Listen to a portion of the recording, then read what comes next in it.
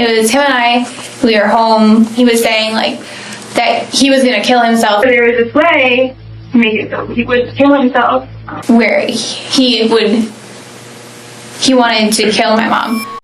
This is 19-year-old Karrie Neurauter, currently being questioned about the unusual death of her mother, Michelle Neurauter. Michelle was married to Lloyed Neurauter.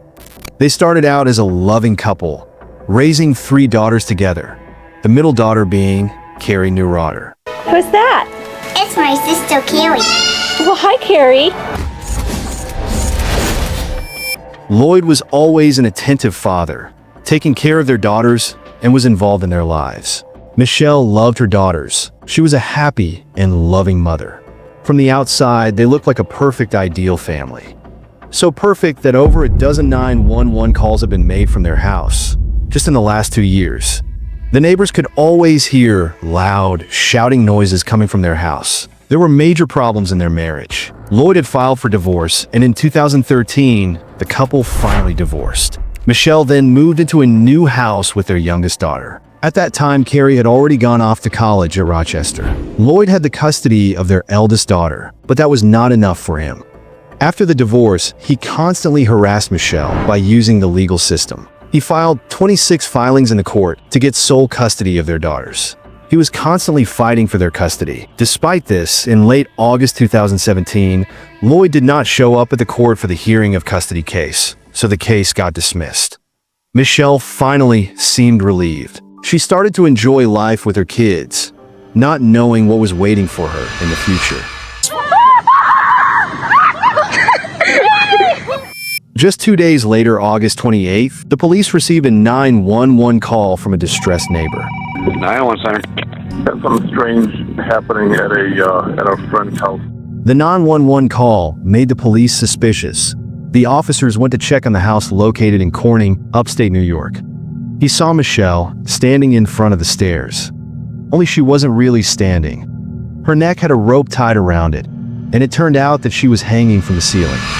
Her youngest daughter was nowhere to be found. The investigators instantly started looking for her. It was then they got a phone call.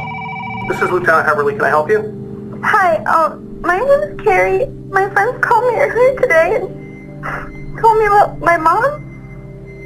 And that she, I'm sorry. That's okay. I called and told me that my mom killed herself.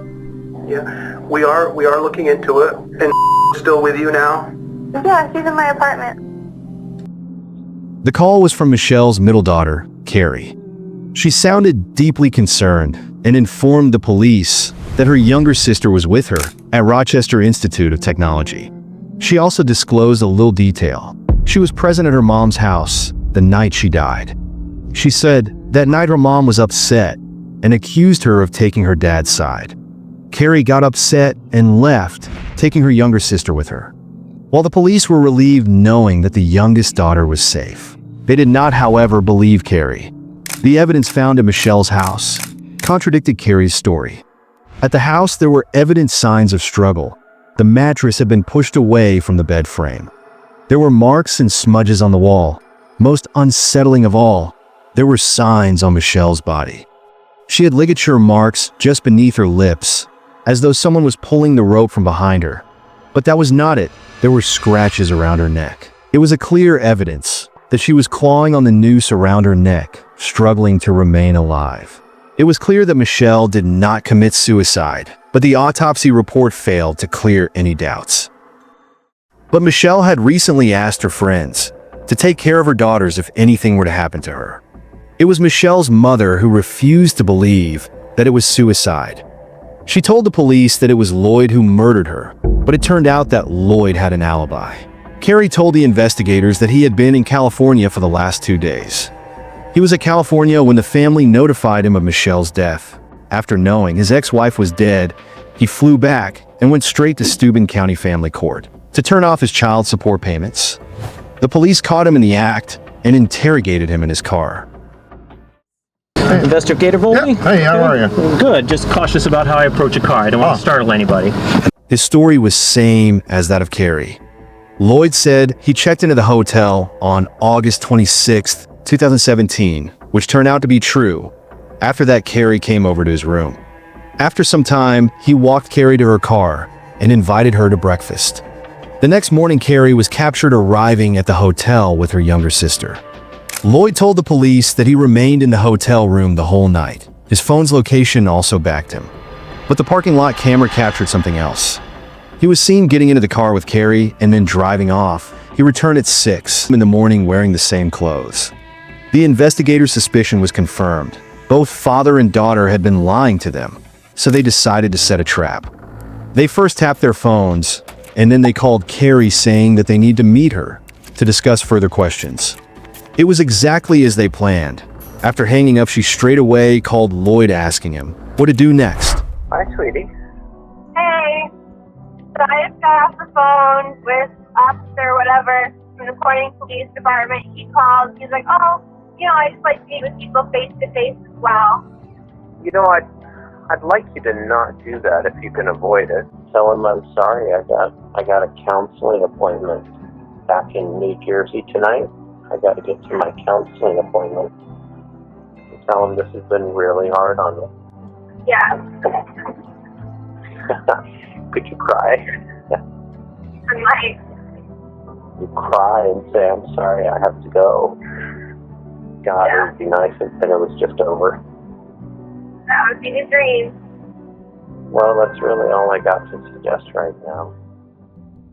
The police went to confront Lloyd and Karrie in 2 separate groups. When the police asked Lloyd for a polygraph test, he agreed to it without any hesitation. Karrie was brought in separate room for interrogation. The police knew without her father present there, she would break, and so she did.